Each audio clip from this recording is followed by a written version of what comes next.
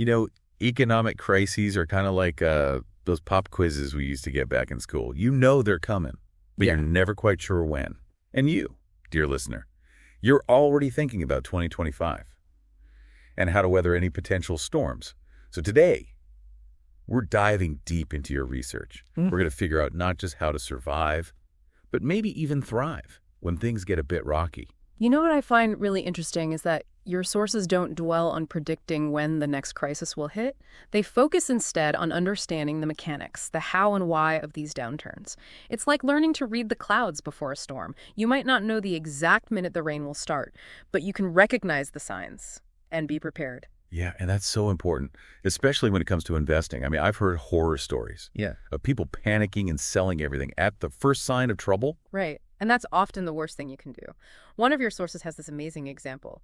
Using the S&P 500 from 1980 to 2022. Imagine investing $10,000 back in 1980 and just leaving it alone.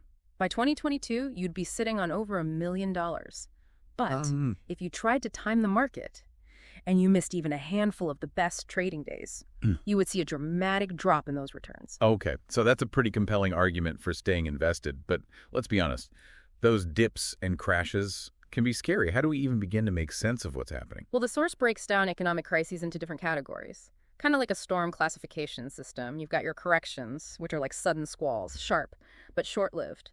Then there are bear markets. Those are more prolonged storms that can really test your patience. And finally, you have the hurricane force events, recessions and depressions. Okay, so if a correction is a quick drop, how much are we talking about? Typically around 10%. A bear market signals a deeper downturn with a 20% drop or more. And then the big ones, recessions and depressions. Those can plummet 30% or more. Yikes. Okay, but the source also emphasizes that historically, these downturns are followed by periods of recovery. Right, exactly. The market tends to move in cycles. So a downturn, no matter how severe, it isn't necessarily the end of the world. And that's why understanding these cycles is crucial. It's about recognizing the different stages and knowing how to navigate them. Yeah, so we've got a basic understanding of what these crises look like. But how do we prepare for them? I mean, should we just batten down the hatches and ride it out? Not quite. Remember, we're not just aiming to survive. We're aiming to come out stronger on the other side. And that's where diversification comes in. Think of your portfolio as a ship sailing through rough seas. You wouldn't put all your cargo in one fragile container, would you? Right, you want to spread the risk. So what kind of cargo should we be loading up on?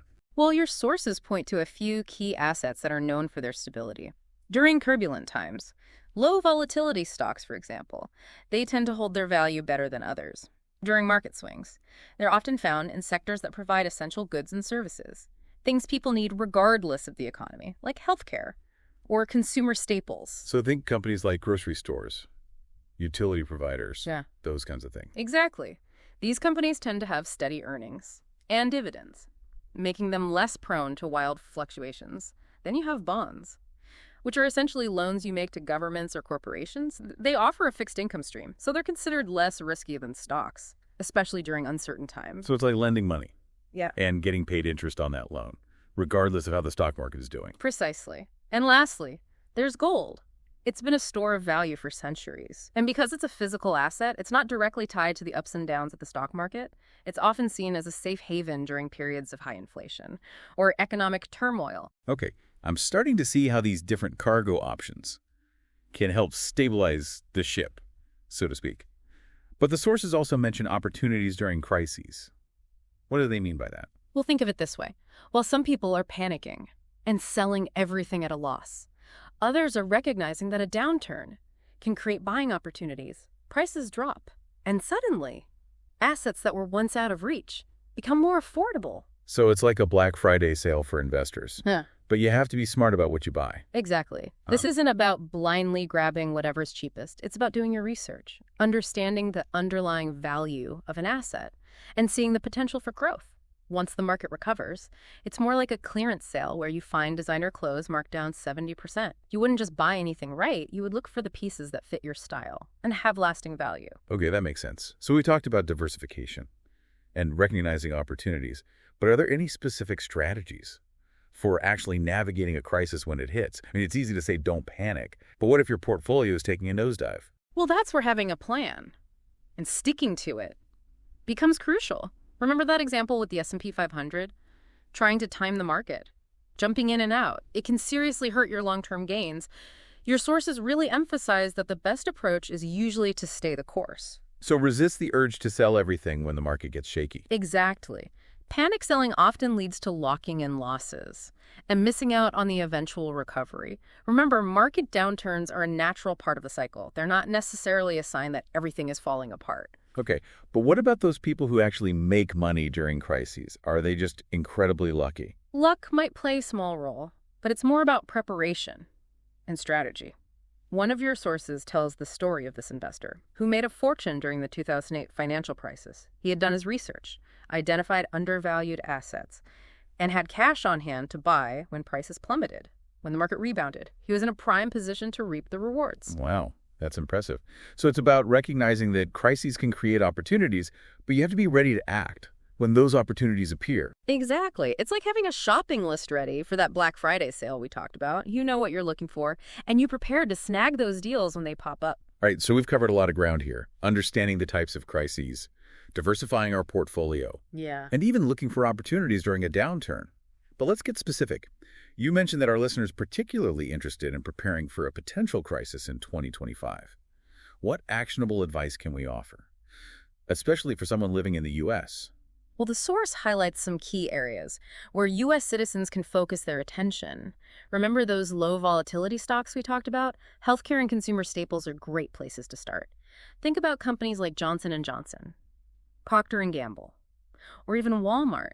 Those businesses that provide essential goods and services, people rely on them, no matter what the economy is doing. So these are the companies that are likely to weather the storm, because people will always need their products. Exactly. And while their stock prices might fluctuate, they're generally considered less volatile than, say, a high-growth tech company. Okay, that makes sense. What about bonds? Where should our listener focus their attention there?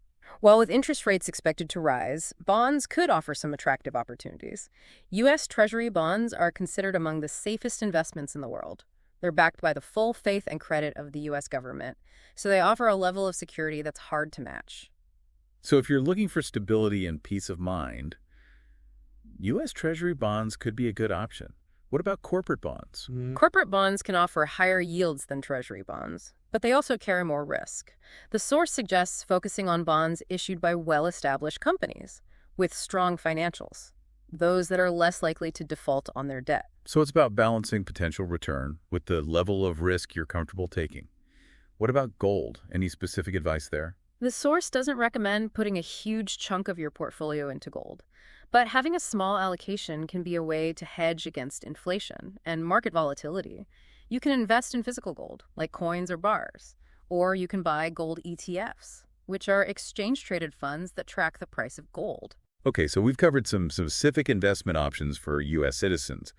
But what if our listener is feeling a bit overwhelmed? I mean, this is a lot of information to digest. Absolutely. And that's why it's important to remember that you don't have to do everything at once. Start by reviewing your current portfolio and identifying any areas where you might be overexposed to risk.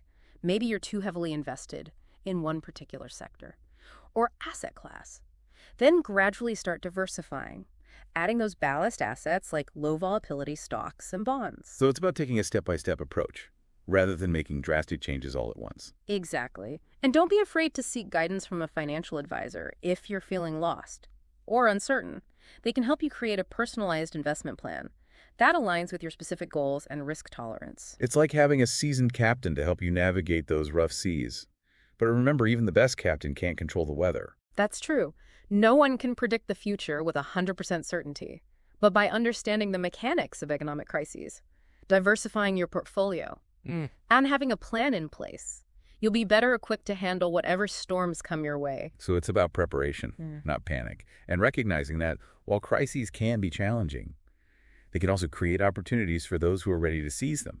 It's almost like we're building financial ark, ready for whatever economic weather comes our way. We've got our provisions, we've got our navigation tools, and we've got a sense of where we want to go. Yeah, a great analogy. And I think one of the most valuable takeaways from your research is this emphasis on shifting our mindset. Instead of dreading a potential crisis, we can approach it as an opportunity to learn, to adapt, and maybe even come out ahead. I like that. It's about taking control, being proactive rather than reactive. But I imagine some folks might be thinking, well, that's easy to say when you're an expert. What would you say to someone who's just starting out, maybe feeling a bit intimidated by the whole investing world? I would say the first step is to simply start learning. There are so many resources available these days: books, podcasts, online courses that can help demystify investing and make it feel more accessible. And don't be afraid to ask questions. Talk to friends, family members, or even a financial advisor. Yeah, it's about finding those resources and mentors who can help you along the way. And I think it's important to remember that investing isn't just for the wealthy or the experts. It's for anyone who wants to build a secure financial future. Absolutely. And it doesn't have to be complicated. Start small, invest consistently, and focus on the long term. Even small, regular contributions can add up significantly over time, thanks to the power of compounding. Yeah, it's like that old saying, the best time to plant a tree was 20 years ago. The second best time is today. So even if you haven't started investing yet, don't let that discourage you. There's no time like the present to start building that financial foundation. Exactly. And remember, your sources emphasize that knowledge is power. The more you understand about the economy, the markets, and different investment strategies, the more confident you'll feel making decisions. So it's about empowering ourselves, becoming more financially literate. And that's something we can all do, regardless of our background or income level. Absolutely. It's about taking ownership of our financial future and recognizing that we have more control than we might think. Well, I think this deep dive has given our listener a lot to consider as they prepare for 2025. We've explored the anatomy of a crisis, we discussed ways to diversify a portfolio, and even identified potential opportunities amidst the uncertainty. And perhaps most importantly, we shifted our perspective from fear to empowerment. We've learned that while we can't control the markets, we can control our reactions to them. Exactly. It's about being prepared, not panicked. And remembering that even amidst the storm, there are always opportunities for growth and resilience. So as we wrap up this deep dive, I would encourage our listener to take a moment to reflect. What one step will you take today to feel more confident about your financial future?